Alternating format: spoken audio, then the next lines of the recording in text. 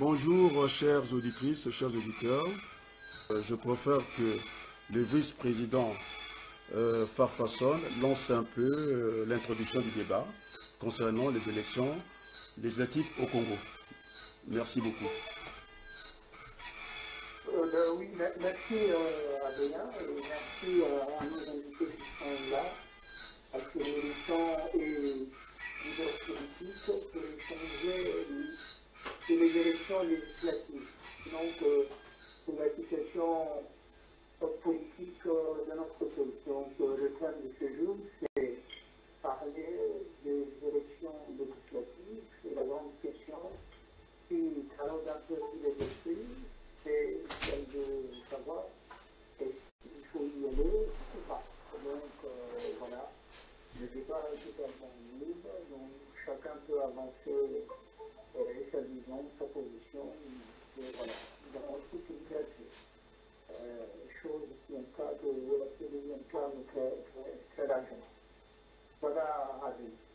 Merci beaucoup. Je voudrais d'entrée donner aussi la parole rapidement.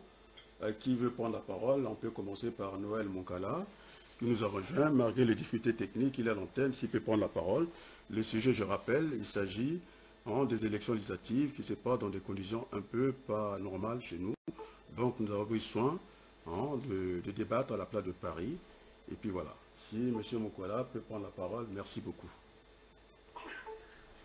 Bonjour à tous, très heureux d'être avec vous, l'après-midi. Effectivement, il est toujours très intéressé de notre point de vue sur ce moi, je suis plus défensif que vous. C'est-à-dire que j'ai mes idées bien ancrées sur les points de vue, mais j'aime bien découvrir les optiques que chacun de nos compatriotes pense sur ces points litigieux. En fait, moi, je suis venu pour apprendre, pour savoir un peu plus ce qui anime les uns les autres. Je donnerai mon point de vue aussi, bien sûr, mais surtout bien connaître le point de vue de chacun en ce qui concerne ces législatives. Voilà. Merci. Est-ce que M. Loubaki Gilles, sociologue, est en pause? S'il peut prendre la parole, effectivement, il y a un problème qui se pose concernant ces élections législatives. Est-ce qu'il faudrait partir ou pas? Parce que la première fois, M. Sassou Nguesso nous a enroulés dans la farine avec les armes de guerre. Il s'est installé au pouvoir comme ça. Et les Congolais parlaient d'un pouvoir de fait qui, finalement, avec la force des choses, qui est devenir un pouvoir de droit. Donc, il ne faudrait pas que l'histoire se répète. C'est maintenant au jamais. Je pense que M. Loubaki, qui est de l'autre côté, peut prendre la parole. Merci beaucoup. Moi, je parle de l'action du PCP. Le PCP, c'est un parti qui pose des postulats. Il vous dit, venez avec moi aux élections, venez participer. Et quand vous y allez, il trompe les résultats et vous dites j'ai gagné. Donc, à partir de là, je dis que c'est des gens obligés. Ils vous invitent pour ensuite vous rendre ridicule. Ils falsifient les résultats, ils s'autoproclament vainqueurs, et voilà. Donc ce postulat, il force tout. À mon avis, s'il faut y aller, la question ne se pose pas. On doit y aller, parce qu'on a affaire à des petits malins, à des petits riches. Ils vous invitent intelligemment, quand vous y allez, ils vous disent non, on a gagné. Les autres sont présidentielles, ils vont le faire aux législatives. Alors ceux qui vont y aller, ou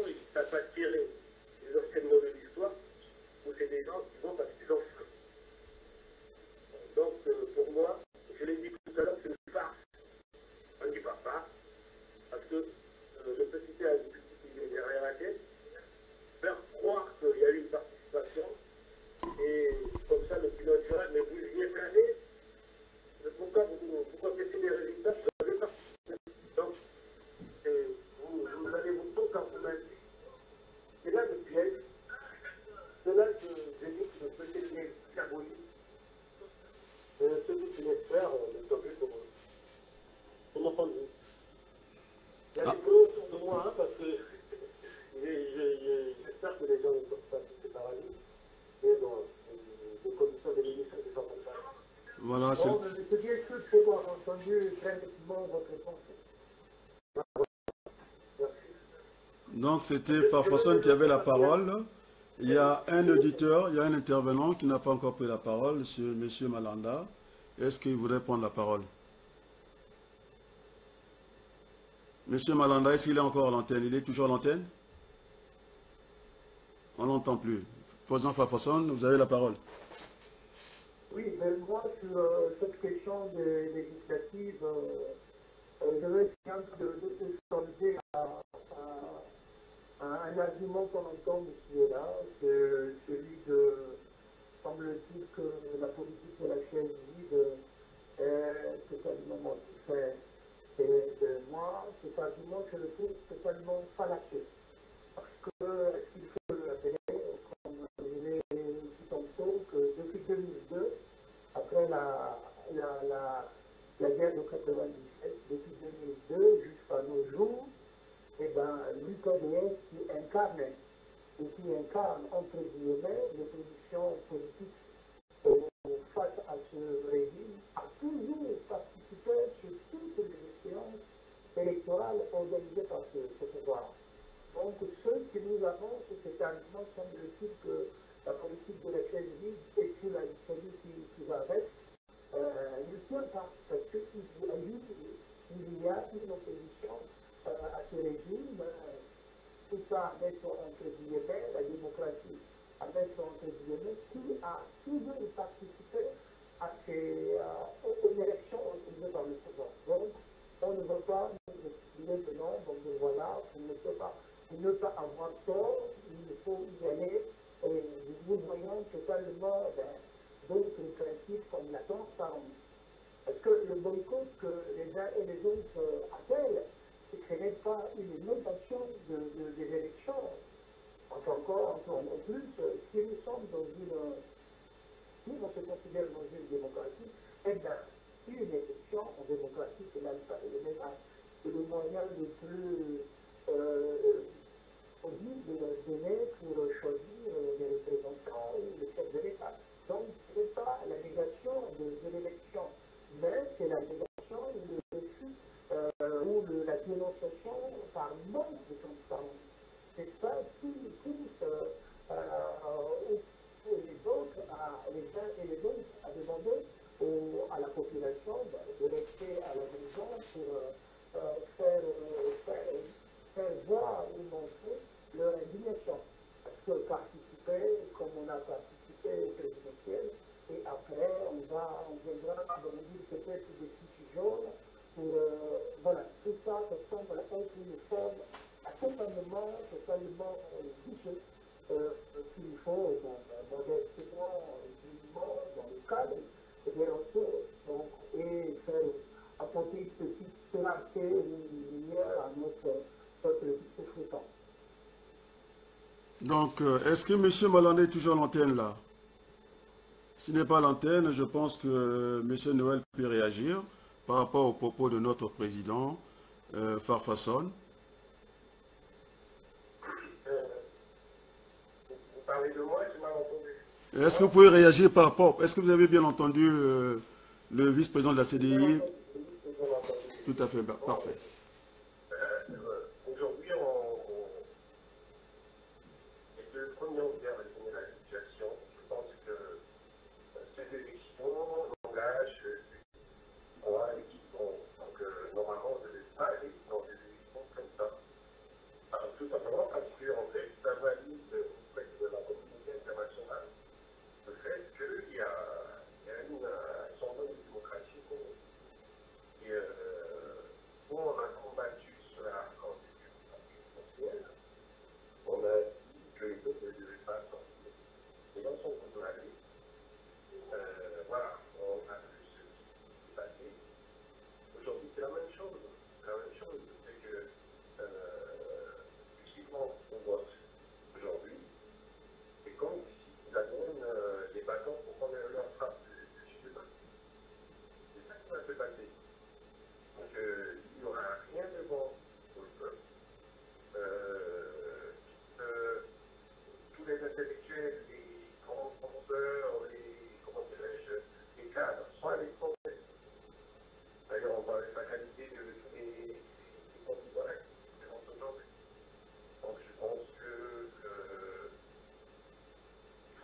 dialogue, refaire la Constitution et ensuite mettre en place des élections crédibles et impartiales. Voilà. Effectivement, Monsieur Moukala, vous avez raison. Lorsqu'un pays se vide déjà de sa main-d'œuvre et de sa matière grise, ça pose quand même problème.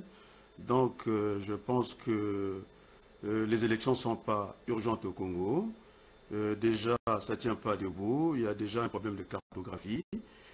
Tout ça, ça n'a pas été réglé. Moi, je parlais d'un pays fictif où je balançais les chiffres de 200 habitants. Et lorsque l'on vous demande de faire un découpage de 10 circonscriptions, effectivement, chaque circonscription, par le poids démographique, on se retrouve à peu près à 20 habitants. Ce n'est pas le cas au Congo. On a fait un découpage par étendue, ce qui fait que vous avez des vastes terrains dans le nord où il n'y a personne. Et bien vous vous retrouvez avec plus de la moitié, en tout cas, des circonscriptions qui sont, en tout cas, décernées dans cette partie du monde. Donc ça fausse un peu l'élection. Donc je n'ai pas compris. Hein. Les gens comme les parfaits Kolela n'arrivent pas à comprendre ça. Quand on s'engage en politique, c'est pour une alternance démocratique.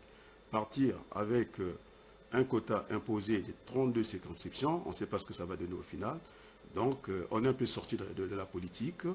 Et je pensais que la politique est une science, ou aussi un jeu. Mais lorsque on truque une élection législative, en même temps, on vous met la barre pour la participation de 100 000, on est passé à 1 million non remboursable. Moi, je pense que c'est un scandale.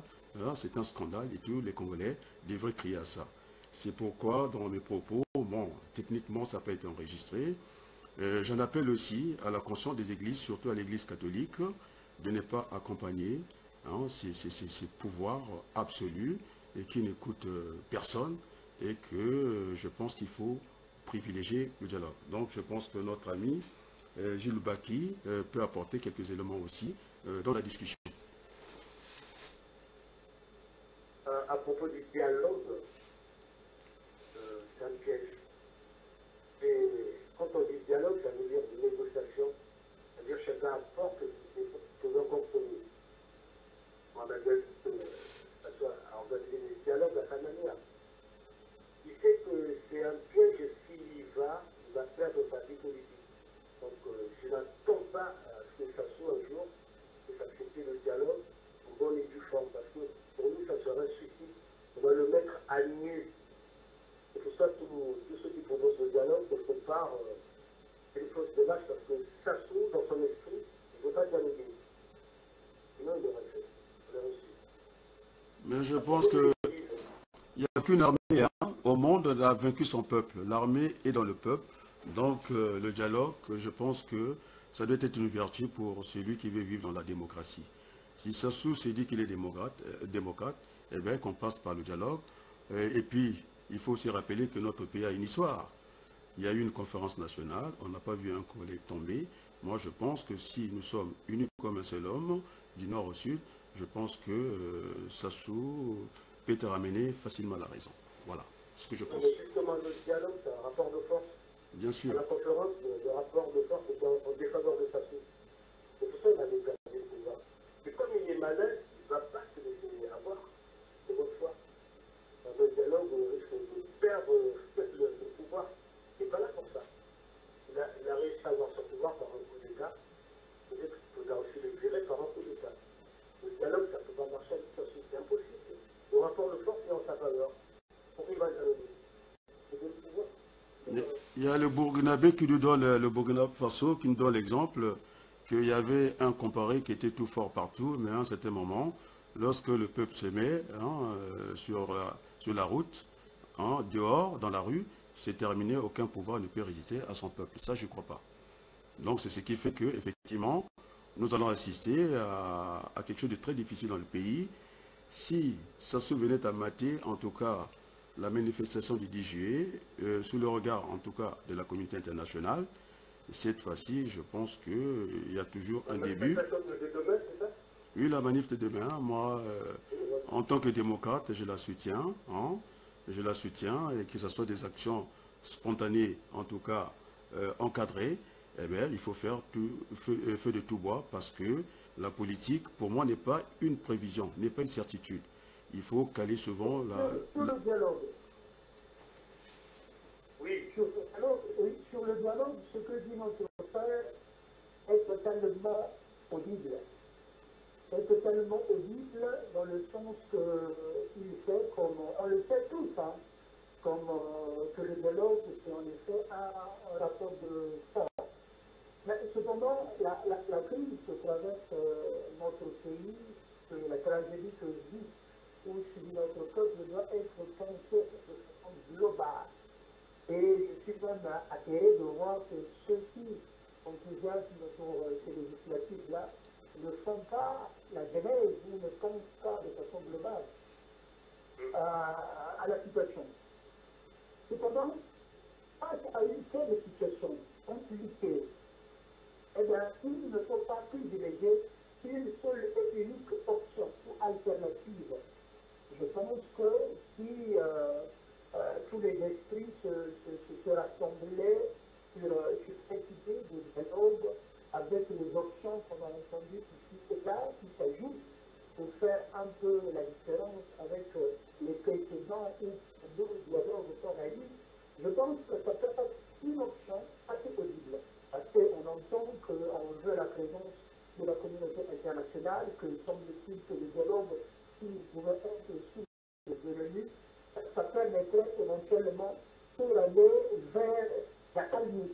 Parce que, bon, c'est dommage que nos hommes politiques semblent toujours penser à leur personne, mais ils n'ont pas une vision assez longue pour penser parti, pour penser nation.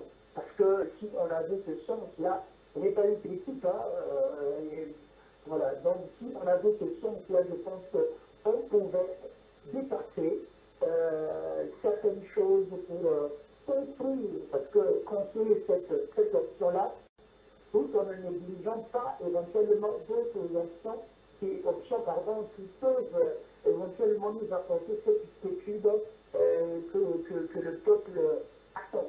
Voilà. Donc on ne devrait pas se balayer une option, on devrait la prendre, la critiquer, la réformer, la travailler pour essayer de trouver comment éventuellement elle peut apporter sa part de consistance pour sortir de la politique. Cependant, n'oublions pas éventuellement d'autres options qui peuvent se présenter. Oui, c'est notre position à la CDI. Hein. On sait que l'avenir est incertain et multiple, donc on ne peut pas partir d'un seul postulat et puis on fait le tour, tout est fait. Non. Seul Dieu connaît l'avenir. Moi, je pense, ce que vient de dire le vice-président de la CDI, il faut en tout cas mettre toutes les options sur la table, les discuter, les voir, et puis voilà. Donc, c'est notre position. Mais je pense que tout conflit finit toujours par un arrangement, par un dialogue. Les juristes en savent quelque chose. Je pense que pour les juristes, il est préférable, en tout cas, de procéder à un mauvais accord que de se lancer dans un procès dont on ne connaît pas l'issue.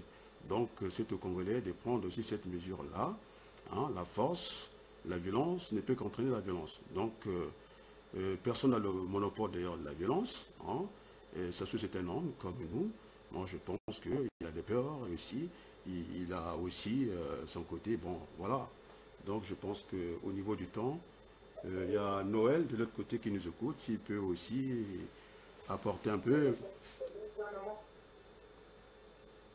Oui, mon cher Noël. Oui, bonjour. Oui, vous êtes à l'antenne. On voulait que vous apportiez votre contribution. D'accord. Donc, j'étais en train de suivre notre ami qui est en train d'exposer ses points de vue. Je pourrais dire que le dialogue est essentiel. Bien sûr. Le dialogue est essentiel. Mais cela ne veut pas dire qu'on doit baisser les bras.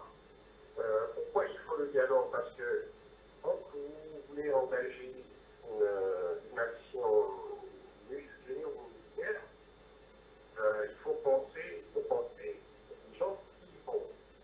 Si c'est pour prendre la tête et vous défendez, vous faites la rébellion, ok, mais si c'est pour envoyer des centres rébellion,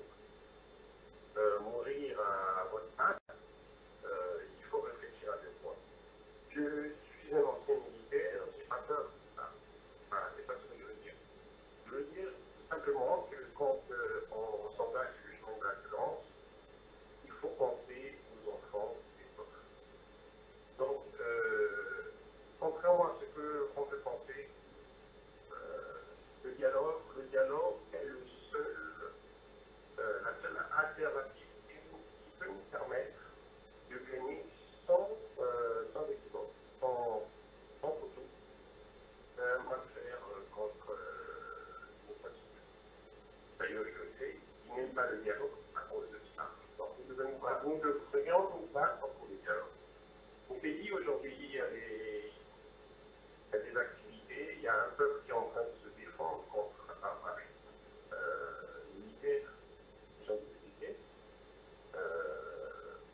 On ne doit pas leur dire, ils sont obligés de se défendre. Ils sont obligés de se défendre, on leur impose une violence. Maintenant, à l'issue de ça, d'ailleurs, j'ai reçu des propos partout, nous aussi recherchent le dialogue.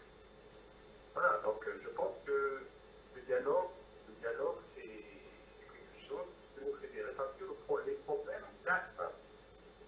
Les problèmes datent. Si vous avez vu souvent des guerres à Bakou. Il y a eu des conflits, tous les conflits n'ont jamais été arrêtés. Voilà, donc aujourd'hui on se retrouve avec un système en 1997, avec des guerres partout et ça continue. Donc il faut un dialogue pour remettre les choses à l'endroit. Mais je pense qu'il n'entend pas de cet avis. Je vais en tout cas revoir avec notre ami Gilles Loubaki. Nous sommes pour le dialogue. Pour l'instant, vous êtes seuls à avoir cette option. La brutalité appelle la brutalité. Eh bien, les auditeurs vous écoutent ou les éditrices. Le dialogue, je reviens là-dessus, et ça n'a plus le fait d'être une opposition. Parce qu'en face, les gens qui n'y croient pas, le seul rapport qu'ils ont, c'est celui des armes et dans les politiques de l'intimidation. Quand vous leur parlez de dialogue, ils rigolent. Ils vous rient sous cap. Parce que dans leur esprit, ils ont eu le pouvoir par la force. Peut-être qu'il faudra les gérer par la force. Donc quand le frère dit que c'est un ancien militaire qui n'a pas peur des armes, mais effectivement, oui, il y a des gens qui décident qu'ils n'ont pas non plus peur des armes. Mais ce qu'on dit, c'est que nous sommes dans un espace de guerre, là, en ce moment, l'armée se pose donc ça tire à Banadine, une guerre qui ne dit pas son nom. Donc la violence est là. On ne peut pas le nier. Donc dès lors qu'on comprend que la violence est là, il faut aller l'autre à sortir des armes. Il faut peut-être aussi trouver des moyens pour lutter à part égale avec ceux qui ont des armes. Voilà. Parce que de l'autre côté, ils n'y croient pas au dialogue. Comme le dialogue, on n'a pas eu à Ezo, à Ouesso, à Donestra. C'est une montagne qui a accouché d'une souris. Rien. Parce qu'il faut peut-être changer d'option. Parce qu'il y a une autre alternative pour en venir à bout. Sinon, on sera là, on va tourner en rond, c'est pour que vicieux, ça peut organiser une législative, il va gagner parce qu'il aura déjà désigné ce candidat, il aura des députés, et la vie continue. Pendant ce temps, les autres sont en train de souffrir. On continue à galérer, les gens galèrent. Lui, il est là avec son pouvoir. C'est vrai qu'on n'a pas trop parlé de la communauté internationale, mais il a le soutien implicite. On a vu les propos de Hollande, donc il a dit que ça se pouvait modifier la constitution, ça pouvait changer. Voilà. Donc il a ce soutien-là. Effectivement, il faut que nous, dans la diaspora, on se batte également pour inverser ce rapport et montrer qu'effectivement, si ça s'ouvre des fois les intérêts de la France, et, on a dit tout à l'heure, De Gaulle avait dit, De Gaulle n'a pas d'amis. Hein, la France n'a pas d'amis, la France n'a que des intérêts. Et il paraît que c'est ça qui garantit ses intérêts. Voilà, il faudra démontrer à la France qu'il faut qu'on entre dans un rapport d'échange gagnant, comme les économistes gagnant-gagnant. Et donc on peut se passer de statut. C'est notre rapport pour que, effectivement, si la France n'a que des intérêts, le Congo aussi garantit ses propres intérêts. On est dans une globalisation, donc la France qui doit s'en sortir. La Chine aujourd'hui, il y a encore 20 ans, c'est un pays qui s'est cherché. Maintenant la Chine, j'ai discuté avec Canada, avec les puissances occidentales. Pourquoi ça ne serait pas l'Afrique? Pourquoi on serait toujours à la revoir? Alors je ne sais pas si monsieur Ouapakoulou, toi qui tiens au débat sur le front, la France nous tient avec ce qu'on... Allô? Oui, je vous écoute, j'étais toujours l'antenne, vous êtes écouté par des auditrices et auditeurs. Oui, d'accord. Je ne m'entends pas bien, Il y a un écho, il y a un retour. Ah, il y a un retour, mais là, ça va mieux. Vous êtes à l'antenne, ça va mieux. Je disais qu'il m'arrive à discuter d'égal à égal qu'on cesse d'être une colonie de la France, même si, effectivement, on n'avait pas eu nos indépendances.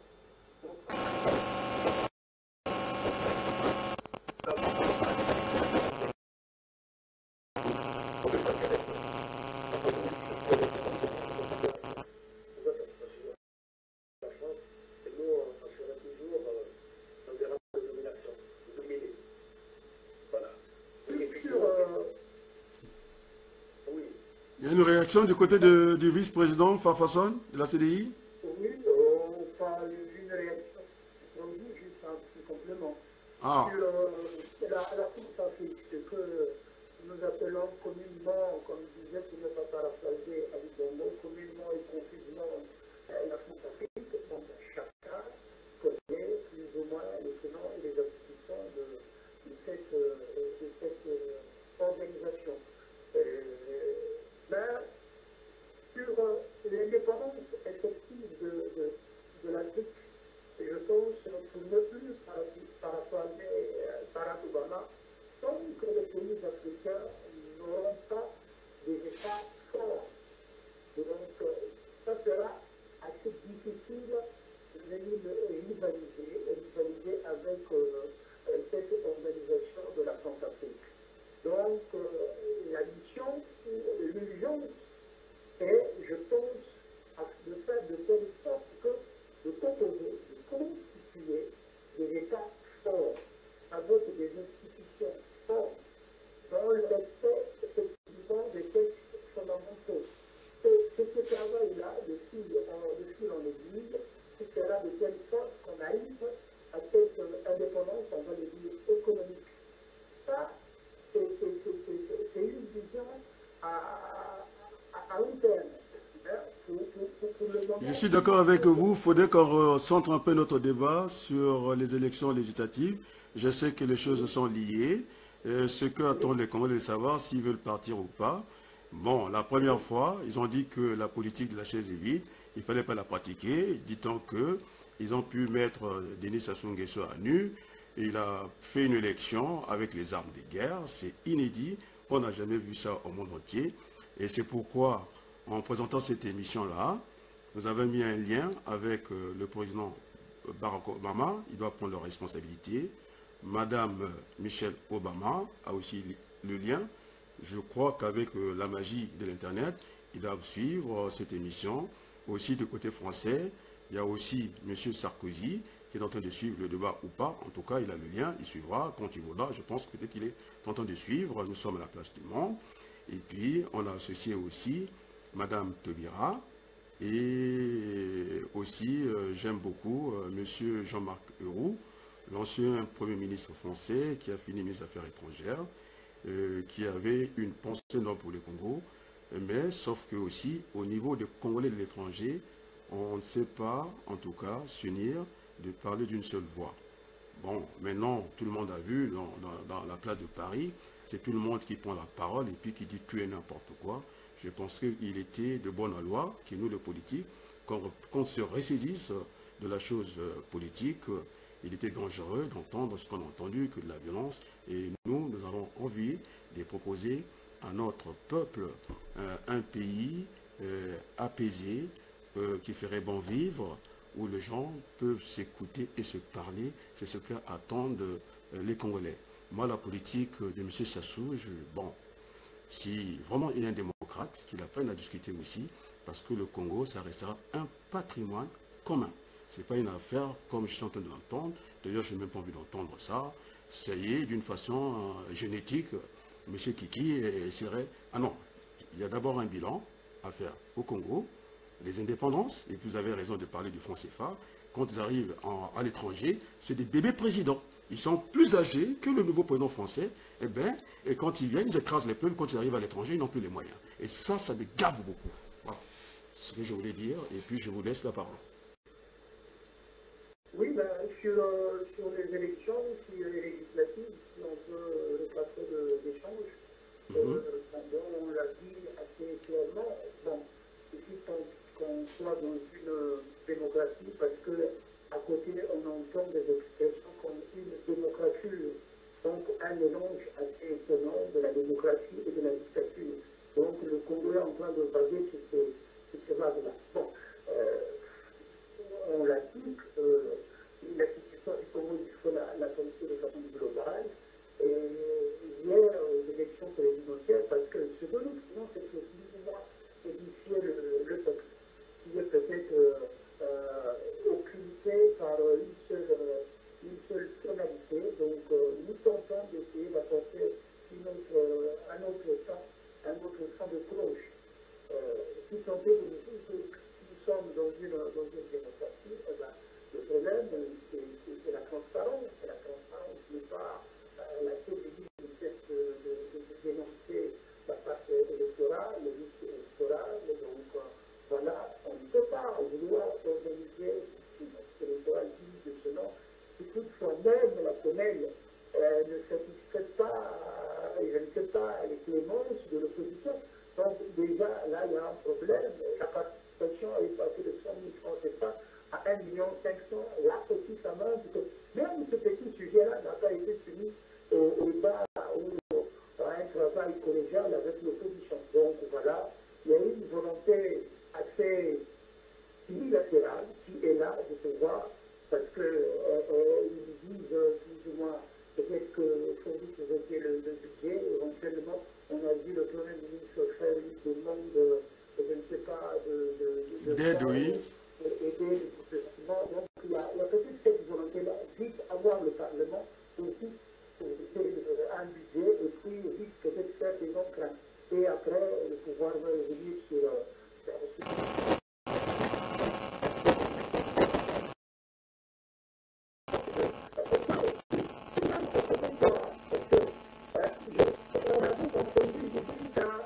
d'une cohabitation. Donc, si même on pouvait croire que l'opposition qui participe peut-être aura la majorité au Parlement pour imposer cette cohabitation-là, il pouvait aussi soulager le peuple congolais. Mais ce n'est pas avec 43 députés sur 151 qu'on va avoir la majorité. Et il faut tout le monde le sait qu'au même moment qu'on fait la liste des candidats, dans une autre salle à côté, on fait la liste des ennemis. Et donc, voilà, il y a toutes ces choses-là. Le petit est terrible. C'est que, bon, Président Fafasson, je voulais compléter ton propos. Moi, ce qui pas m'énerve, j'ai dit que ce qui me rend triste, quand Sarkozy viendra dire que depuis la nuit des temps, on fait les mêmes choses, jusqu'à aujourd'hui, 50 ans en Afrique, ils ne sont même pas capables de proclamer une élection dans la nuit. Ça prend 2 semaines, c'est-à-dire, franchement, compter 200 bulletins. Moi, je suis dans le bureau de vote en France ici. Donc, il y a une formation du personnel, de tout le monde, moi-même y compris, jusqu'au président de la République du Congo. Il a besoin de formation. Parce qu'on ne peut pas continuer comme ça, à inverser des choses comme ça, et bonga, toujours meurt. Je pense qu'il faut faire un bilan. Vous avez parlé du fonds CEPA, ce n'est pas le sujet. Et donc, déjà, compter 200 bulletins de vote.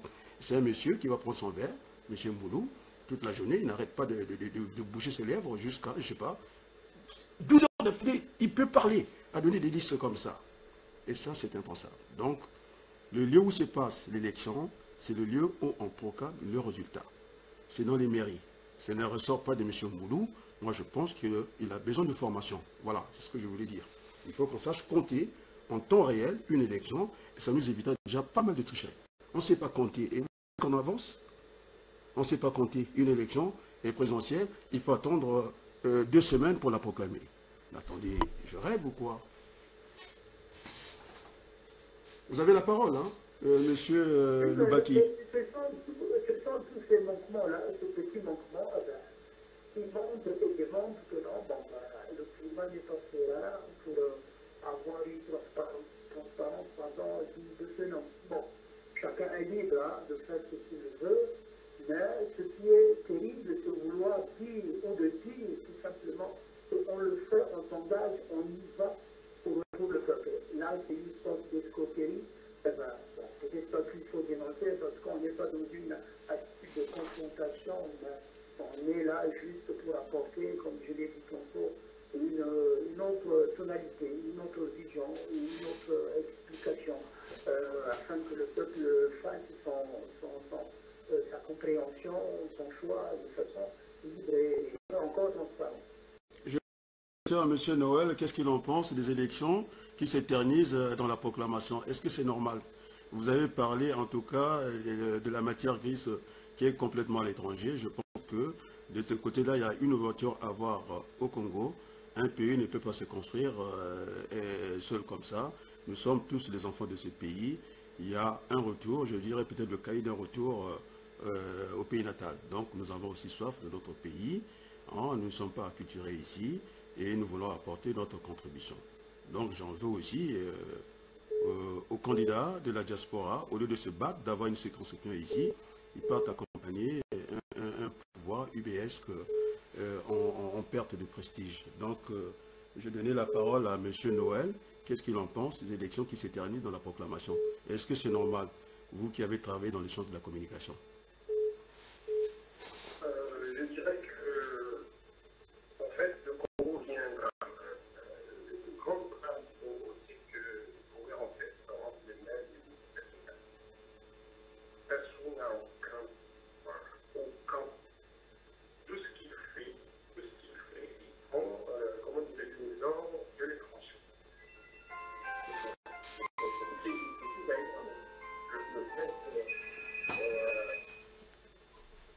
C'est ce qui justifie d'ailleurs tout ce qu'il fait, par exemple, les élections, il a reçu des dons, on lui a dit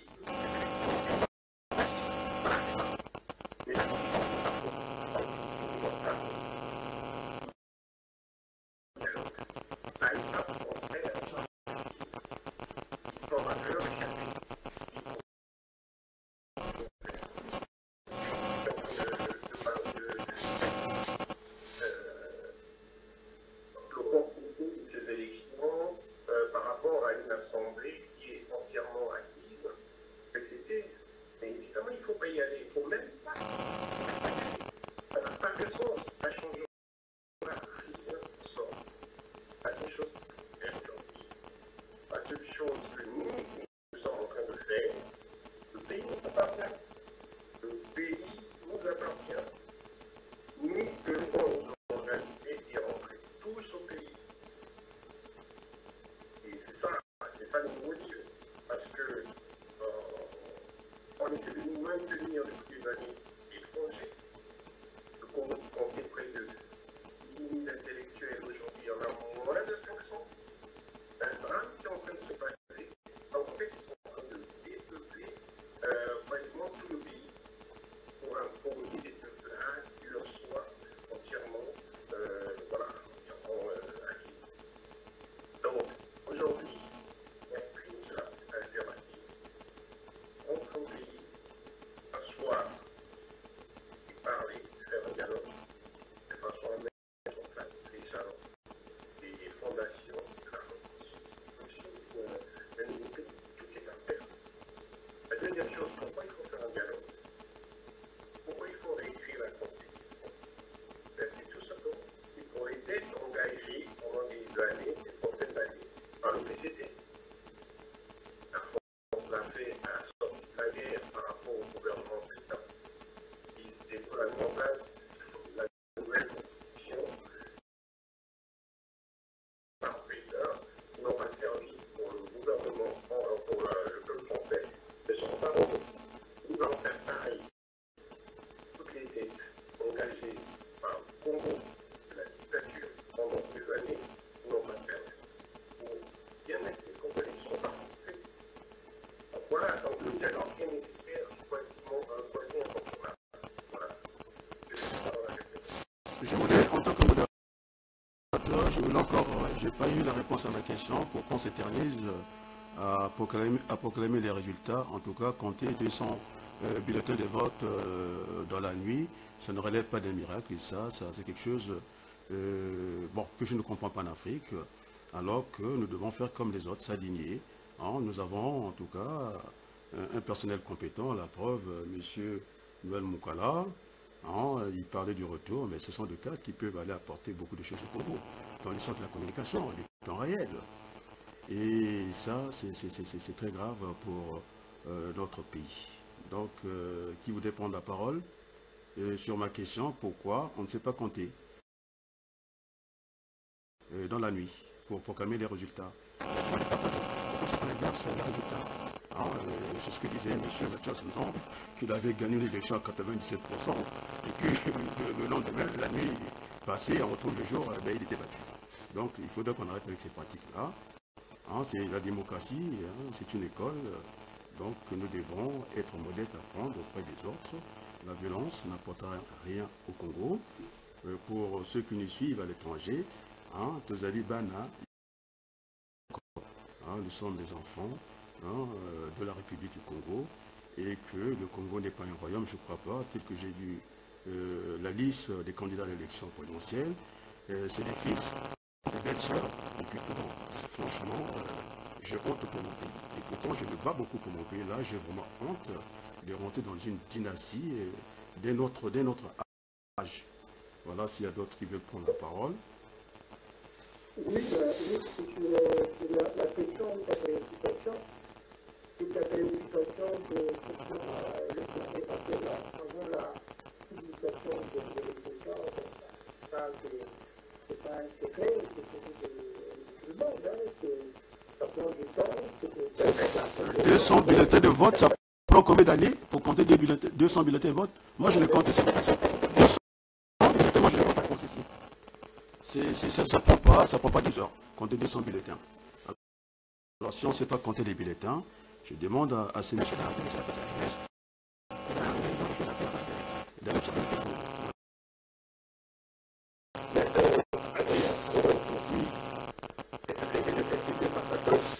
Le temps de tricher, c'est pour ça que ça prend du temps. Ah d'accord, les pertes en ligne.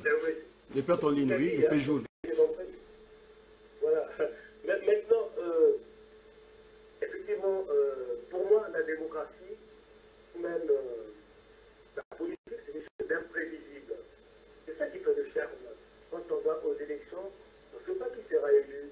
Ici, il y a des sondages, il y a des projections, mais il y a toujours une part d'incertitude. Or, là, non. On sait que le PCT va présenter un certain nombre de candidats, et tous ces candidats seront élus. Vous voyez un peu où le bas blesse. Et puis, Sassou, si franchement, il voulait effectivement qu'il y ait une alternance dans ce pays, il n'aurait pas fabriqué, c'est-à-dire un dauphin, de mon avis, que son fils va lui succéder. Ça sera une situation à la Omar Bongo, à la Eyadema. Donc, le fameux Kiki Christelle, c'est le dauphin, sera le prochain président. Donc, il n'y a rien de prévisible. Vous voyez, il n'y a pas une part de certitude, il n'y a pas ce côté qui dit, mais non, il n'y a pas ça. Donc, ce qui est déjà dessiné, ce qui est déjà écrit, ce n'est pas ça l'histoire. L'histoire, c'est quelque chose à laquelle on ne s'attend pas. Alors là, Sassou, une fois qu'il est dégagé, ensuite, ça reprend le Congo. Alors, il faut qu'on voit des choses comme ça, les législatives, il ne faut même pas dire de toute façon, ils sont fiches à la législation. S'il veut se reproduire au pouvoir, à travers son fils. Voyez, et ça c'est non. À mon avis, Ça c'est non. à mon avis, Le Congo n'est pas un royaume, ça c'est non. Je le dis très clairement, les yeux dans les yeux, le Congo n'est pas un royaume. Le Congo est une république, j'en suis navré de le dire. C'est ce qu'il avait dit d'ailleurs. Sassou l'a dit au boulevard des Armées, c'est lui quand la démocratie est mise en mal, de se lever. Moi je me lève, et je le regarde droit dans les yeux, je me lève. Je ne suis pas d'accord, mon pays mérite mieux que ça. c'est le premier à avoir transgressé cette loi. Quand il y a une insurrection, il faut que les gens se lèvent effectivement pour mettre un terme à un viol de la Constitution. C'est juste ce qu'il est en train de faire. Ce qu'il disait, c'est pas ce qu'il a fait. Donc là, il veut que son fils succède son pouvoir. Oui. C'est terrible. Ce qu'on peut encore montrer, c'est que... C'est faire face à la parole.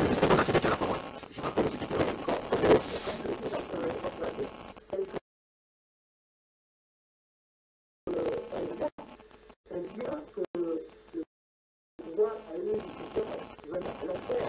Et tu vois, c'est la question. Est-ce que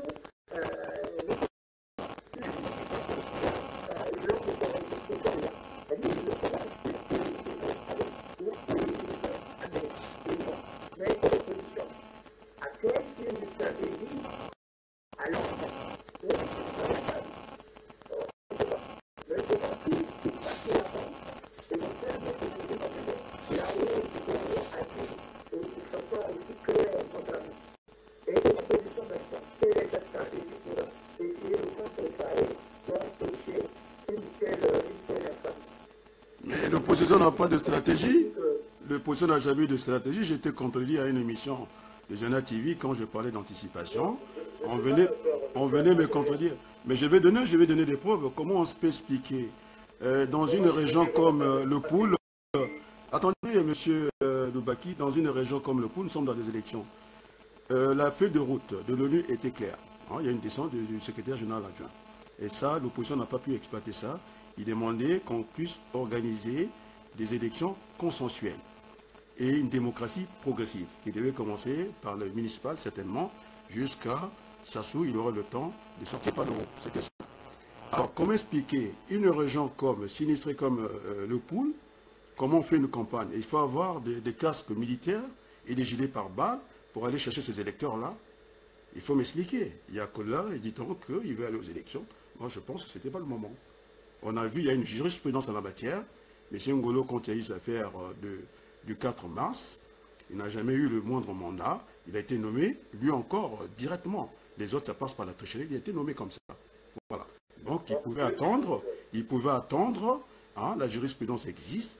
Et donc, qu'on m'explique comment on fait pour aller parler aux électeurs du Poul. Comment on fait? Est-ce qu'ils sont dotés des gilets pare-balles ou de casques balistiques de l'armée? Parce que je m'adresse, il a dit qu'il était militaire, notre ami Moukala. Comment on fait? Dans ces conditions-là, vous avez des hélicoptères dans le ciel qui pilonnent toute la journée. Comment on fait pour aller chercher les électeurs? Il faut qu'on m'explique. Alors que l'ONU a été claire là-dessus, il faudrait que vous ayez une élection consensuelle. Monsieur le modérateur. Oui, je vous écoute. Merci. J'étais un peu emporté par la passion, mais bon. Vous ne me direz pas de vous contribuer au débat. Bien sûr. Non. Je dirais, une chose est la crise au Poul, où effectivement, il peut se passer. L'opposition n'a pas de stratégie.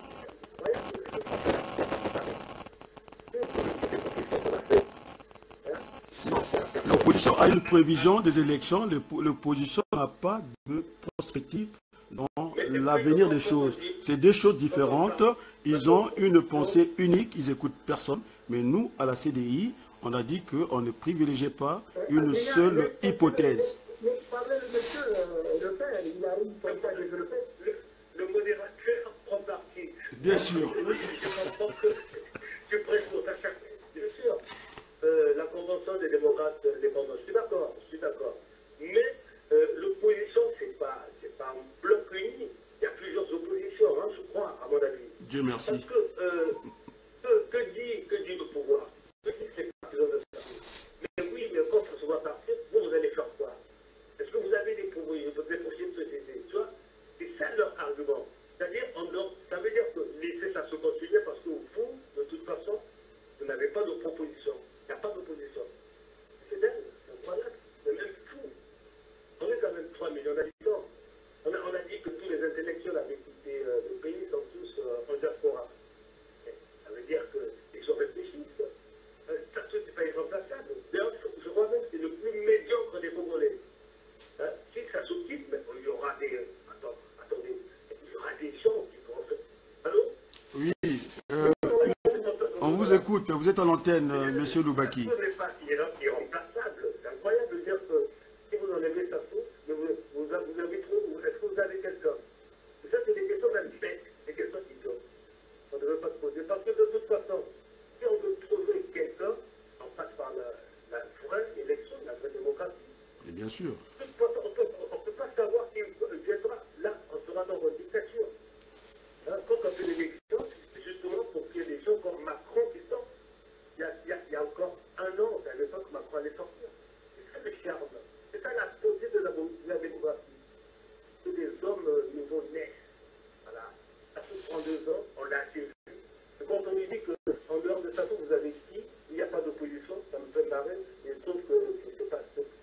Oui, mais c'est le Mathieu vu, c'est l'affichage. Vous parlez de Macron. On a été avec Macron. Combien de circonscriptions nous avons revendiquées au point de Macron? Les autres avancent dans l'Afrique de l'Ouest. On a vu des députés, de l'Ouest de l'Afrique, les Sénégalais, les Congolais, c'est l'affichage. À la preuve, nous sommes en train de parler du Congo, ils sont absents. Ils croient que les jeux sont déjà faits. Non, l'avenir reste incertain. Et c'est ça qui me fait très mal. Et on devait se battre. Nos amis se battent. Alors, on affiche, vous êtes amis de Macron. Vous faites quoi pour le Congo? Vous nous parlez à l'oreille. On ne voit pas venir les choses. C'est ça le problème. Mais je pense que tu ne m'as pas compris. Hein. Ah. Parce que ça Macron, c'est des exemple. Merci, je veux dire qu'une démocratie doit accoucher de quelqu'un qu'on ne connaissait pas. Voilà, c'est ça. Si on sait à l'avance ce qui va venir, ce n'est plus de la démocratie. On est en dictature où les jeux sont déjà faits. C'est l'exemple de Macron. L'homme providentiel, quoi. Non, c'est une exception. Macron est une exception. Moi, je ne crois pas à l'homme providentiel en politique. Non, mais c'est un exemple. Ah, merci. Je veux dire que quand Sassou fait une élection, avec leur tailleur de fer, on sait que Sassou sera élu. Pardon. Et pour ça, les mêmes gens disent que, même en dehors de Sassou, vous allez faire quoi? Et si on vous met à la place, vous allez faire comme Sassou. Vous vous rendez compte? Mais effectivement, on peut faire comme Sassou, quand il n'y a pas de contre-pouvoir. Sassou est là tout seul, il n'y a personne qui peut le contredire. Alors il fait ce qu'il faut. Et nous le faisons, nous sommes en train de le faire. Nous sommes en train de le faire à la place du monde. Nous avons mis des liens. Il y a, je pense, le président, je vais encore le dire, qui sont en lien. S'ils veulent intervenir, j'en appelle au président Obama et puis Sarkozy. Nous écoutent. Nous sommes à la place du monde. Comment on ne peut pas contredire Sassou Nguesso? Il a un bilan négatif. Son bilan ne plaide pas. Comme je l'entends souvent, le travail doit continuer. Lequel? Il y a l'eau, le fleuve Congo à 2 pieds. On n'a même pas l'eau dans les robinets. Alors il va continuer quel travail? Moi, je ne comprends pas le travail. On a du bois, les enfants sont assis à même le sol. Il y a quel bilan qui plaide pour qu'il continue? Moi, je pense que, j'en appelle au président de la République, bon, je dis encore président, je suis sympa.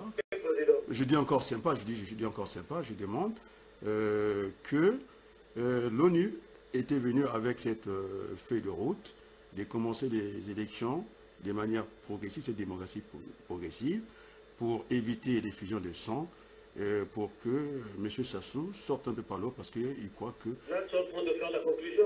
Non, ce n'est pas la conclusion. C'est pas la conclusion. Moi, je ne crois pas qu'un homme politique, il vient pour... Un homme politique doit venir se suicider au pouvoir. M. Sassou, il y a un mandat. Quand il a terminé, il part. On ne vient pas se suicider au pouvoir. C'est ça qu'il faut expliquer à ceux qui entourent M. Sassou. On ne vient pas, la politique, ce n'est pas un suicide. On ne veut pas se suicider. Il y a un mandat, et puis on le respecte. On a fini et on part. C'est tout. Moi, je veux essayer un peu de compléter ce qu'a dit le frère, pas le modérateur, l'autre, je pense M. Loubaki. Ceux qui disent que l'opposition n'a pas de projet de société, et donc les pseudo-soutiens éventuellement de Sassou, devaient d'abord faire le bilan. Oui, si vous avez la prétention d'avoir un projet, le fait d'avoir le bilan de votre projet. On se rendra compte que non, le bilan est totalement négatif.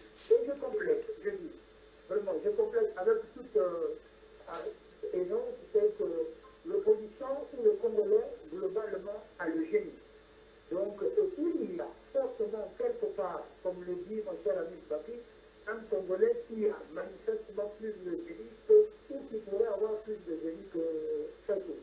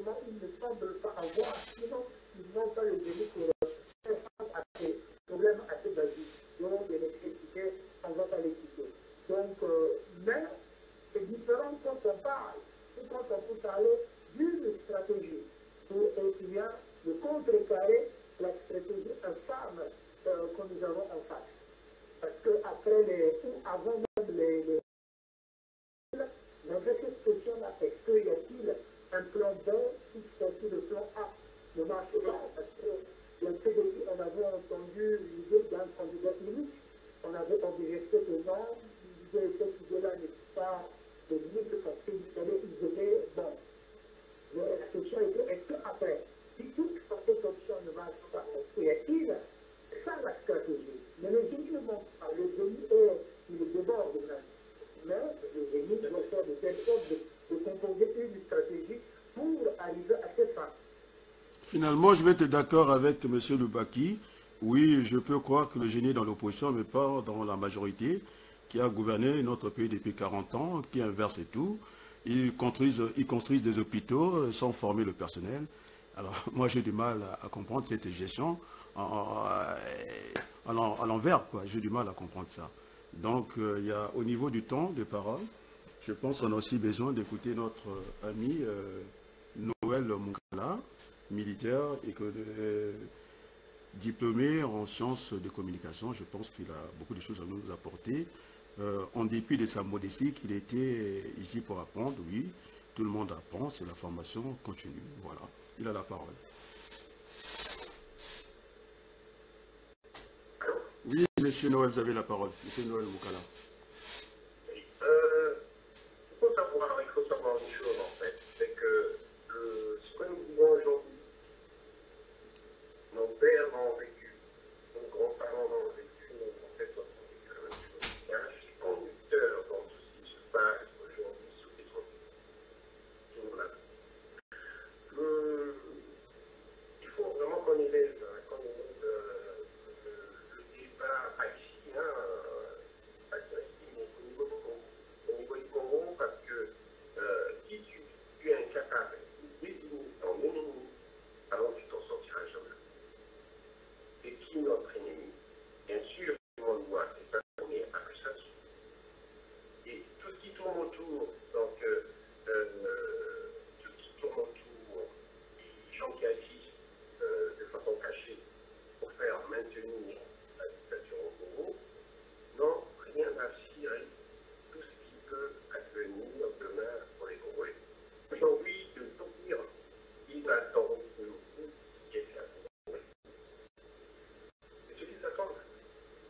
Donc, il n'y aura aucune solution envisageable tant que nous n'allons pas nous prendre en main et décider dans cette voie. Ça suffit. C'est notre pays, on verra quelquefois les personnes qui vont nous empêcher de rentrer. Et je pense que l'alternative aujourd'hui, c'est de se dire le pays n'est pas seulement, on peut avoir des craintes quand ça va s'arrêter, mais c'est notre pays. C'est notre pays. Il est temps de rentrer. Comme on dit chez nous en Outre-Outre, il est temps de faire le mangou. Il faut rentrer. Rentrer, sur place. Bien sûr, il ne faut pas rentrer comme ça. Il faut mettre dans le pays. La communauté internationale. Pour ça, c'est que les choses se fassent. Il faut rentrer. Il faut rentrer, s'imposer, reconstruire le pays. Et on parle d'opposition. L'opposition par rapport à quoi? Vous avez déjà vu une opposition par rapport à une dictature? Ça n'existe pas. Il y a une résistance vis-à-vis d'une dictature. Voilà. Pour moi, l'élection, c'est dans la mise de la galerie. D'ailleurs, ça m'intéresse pas. Le vrai débat est de savoir comment on va faire pour amener tous ceux qui sont là autour de ce débat, les autres, pour qu'ils aillent construire un pays. On en a marre de voir des expatriés au Congo embaucher des millions juste pour passer sur le qui n'ont pas raison d'être. Donc, rassemblement de tous les Congolais, rassemblement de tous les Marocains, il est temps de rentrer pour faire un dialogue, on s'assoit. Qu'est-ce qui va, est-ce que ça saura les faire?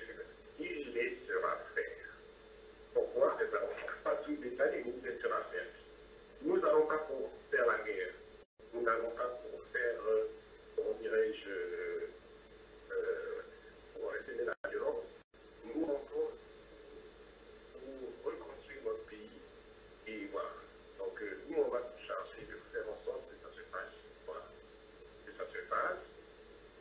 amis puissants, on va les utiliser et ça se fera.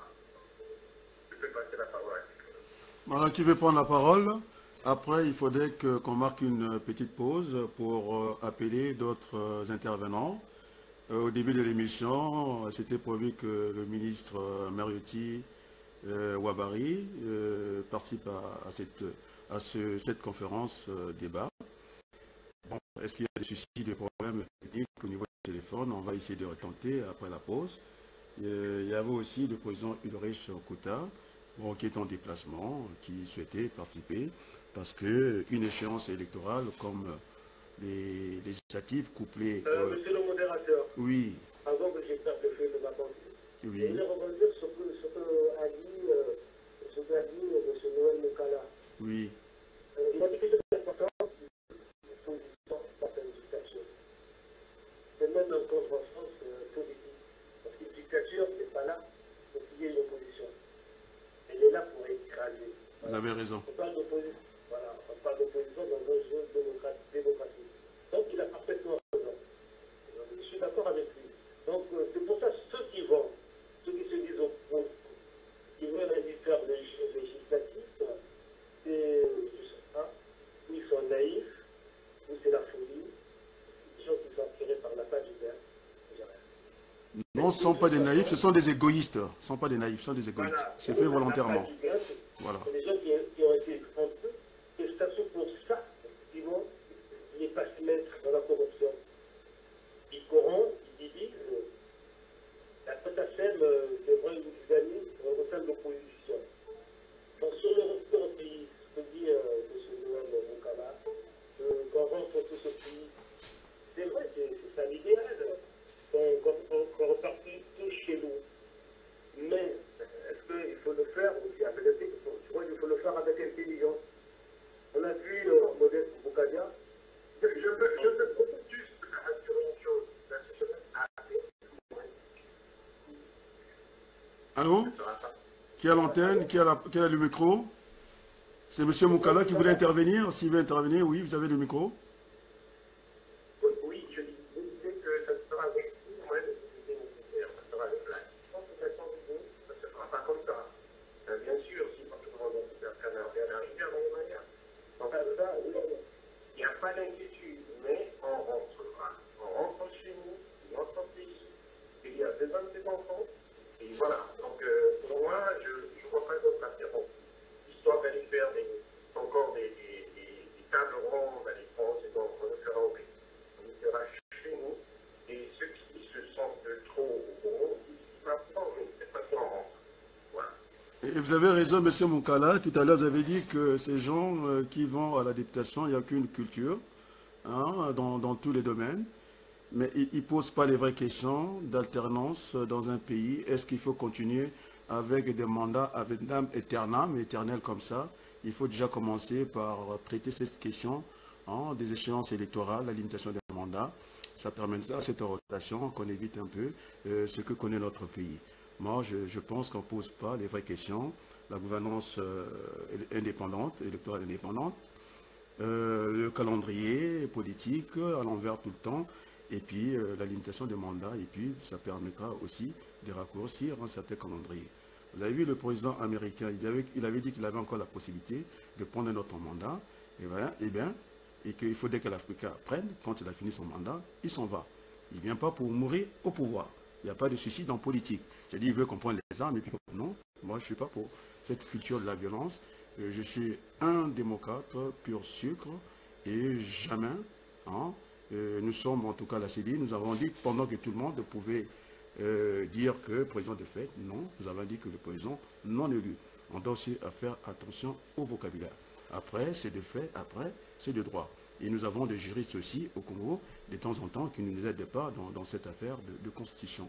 Mais quand il faut aller se présenter dans une élection truquée d'avance, ils se sont juristes, mais je pense qu'ils font honte à la profession. Je pense que vous êtes en train vous savez à qui je pense, vous le savez très bien. Des juristes qui ont pas venu à la place de Paris, qui connaissaient toute la science juridique, et là, ils partent, hein, dans des élections de sur la poubelle, sur le caniveau. Hein. Il n'y a pas d'autre mot pour qualifier nos élections au Congo. Nous avons besoin d'alternance. Donc, M. Parfait Kolela, avec 30 circonscriptions, ce sont 51, vous n'êtes pas opposant. Il n'y a aucune possibilité d'alternance politique. C'est clair. Maintenant, il a le temps de retoucher chemin. Et je pense à l'enfant prodige. C'est à lui qu'on a fait la fête, ce n'est pas l'enfant qui était à la maison. Nous, il n'y a pas la fête pour nous parce que nous nous battons, mais on a besoin d'un Parfait Kolela qui revienne à la maison. Voilà. Est-ce qu'on peut rendre l'antenne? Il y a encore quelque chose à ajouter? On peut rendre l'antenne et puis revenir dans un court instant. Non, c'est un débat qu'on ne pourra pas utiliser ce soir. Bien sûr. Tu veux dire que... Monsieur Farfasson. Tu rends l'antenne pour qu'on revienne sur le débat ou bien c'est la peine Non, du débat? c'est juste pour appeler d'autres, parce que je vois ici, sur mon écran, je vois M. Bedel Baouna, qui est un analyste que le Congolais connaisse, il peut toujours apporter sa contribution. Je vois Lynn Obiba, Moronzambe, je ne sais pas qui c'est, en tout cas il a l'antenne. Bon, alors l'autre, je ne vous dis pas, c'est la famille. Vous avez le président Farfasson et puis M. Donald Bakuma qui nous suit. Donc, est-ce que ces personnes-là veulent participer à ce débat? En tout cas, ils seraient les bienvenus. Pour le moment, soit on va suspendre le débat pour une prochaine fois, ou bien on reviendra dans un court instant à l'antenne. Je ne sais pas, qu'est-ce que vous voulez décider? Mais donc, si on termine, pour revenir à notre jour, pour ces autres thématiques, donc il est préférable de conclure. Voilà. De conclure, Chacun prend, en tout cas, on va dire 2 minutes de conclusion et puis voilà. On aurait fait le tour, quoi, de la table. Eh ben oui. Avec qui voudrait commencer? Moi, je suis modérateur, Bon, hein. moi, Je n'ai pas à conclure. Je peux commencer pour une petite conclusion, pour la conclusion de cet échange courtois et fructif. Je veux porter une initiative ou revenir sur l'opposition dans le sens que il serait quand même aberrant de dire que l'opposition ne fait pas d'action. L'opposition travaille, il y a des actions qui sont faites ici, en Europe, au pays, sur place, elle est active, mais on peut être aussi lucide pour voir que non, les actions ne sont pas assez optimales pour faire tomber le pouvoir. Donc il faut peut-être redoubler d'efforts pour que cela advienne, quoique, comme on l'a dit, c'est une grande question que non, au sein, il est impensable d'avoir une opposition en pleine dictature. Bon, c'est un grand sujet qu'on pourra évoquer à notre jour. Mais pour la coordination de l'opposition, au moins ici en Europe, au sein de la CDI, on avait porté une idée qui encore sa force, c'est celle de si éventuellement les présidents des mouvements politiques ou associations politiques peuvent se retrouver au sein d'un comité de réflexion pour avoir une sorte de fédération d'énergie, de construire des stratégies ensemble, et chaque président pourrait être éventuellement un relais au sein de sa plateforme pour créer une sorte de coordination et un partage de stratégies et de visions.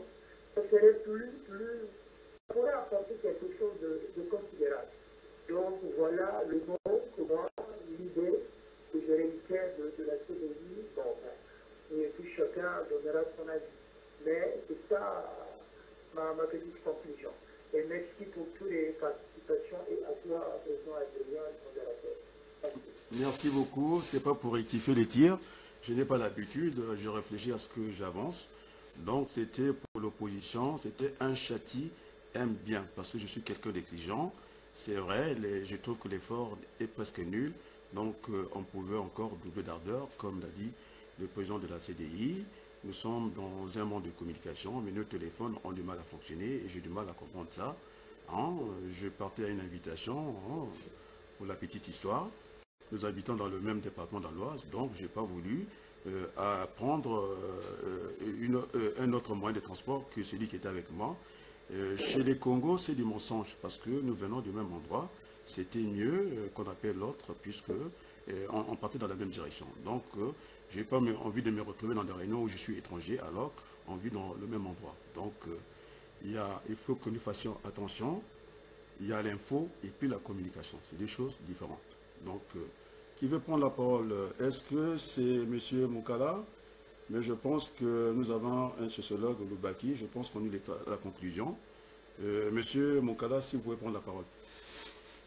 Donc, je suis très ravi de ces échanges. Je pense que bon, en dialogue, on était vraiment une rencontre et je pense les autres. Ça permet tout ce que qu'on vient de dire. Donc, ça, c'est vraiment un remercie à toute la société. En ce qui nous concerne, moi, je pense que je crois au Congolais. Pour moi, le Congo n'est pas encore mort.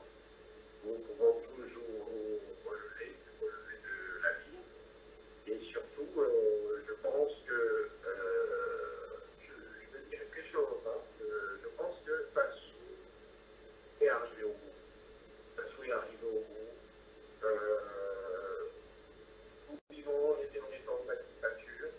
Donc je pense qu'il est urgent que les Congolais se préparent au dialogue autour de Constitution. Voilà ce que j'avais à dire. En tout cas, merci beaucoup. Le mot de la conclusion reviendra à notre ami Gilles Loubaki, sociologue.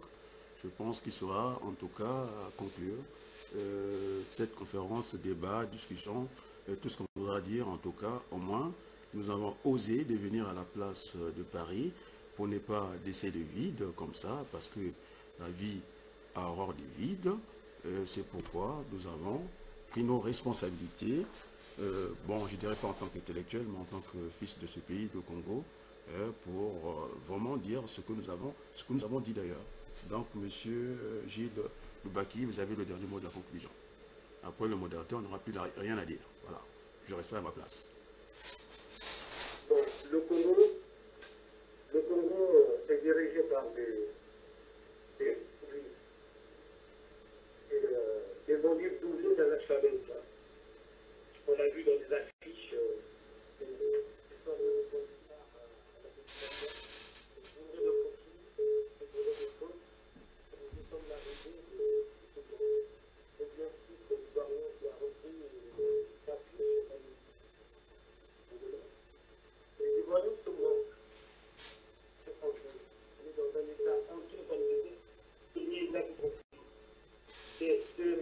C'est malheureux.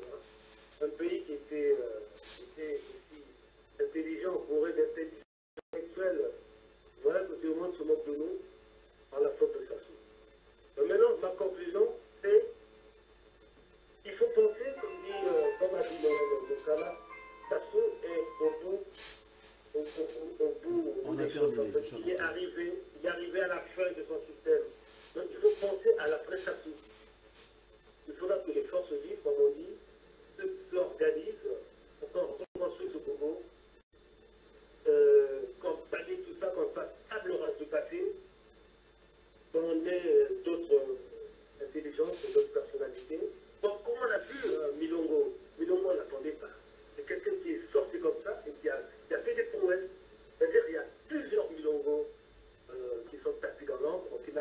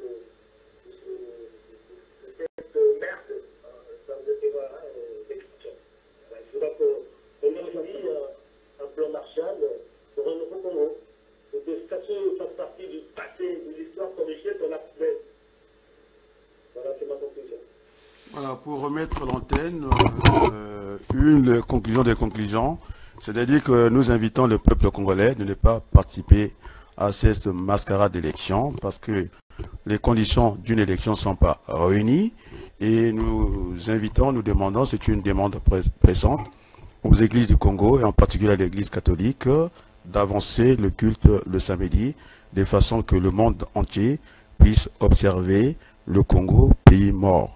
Comme ça, ça nous mettra dans le bain de pouvoir avoir une discussion avec le pouvoir en place et pour un nouveau Congo, un Congo de tous les enfants du Congo, sans exclusion.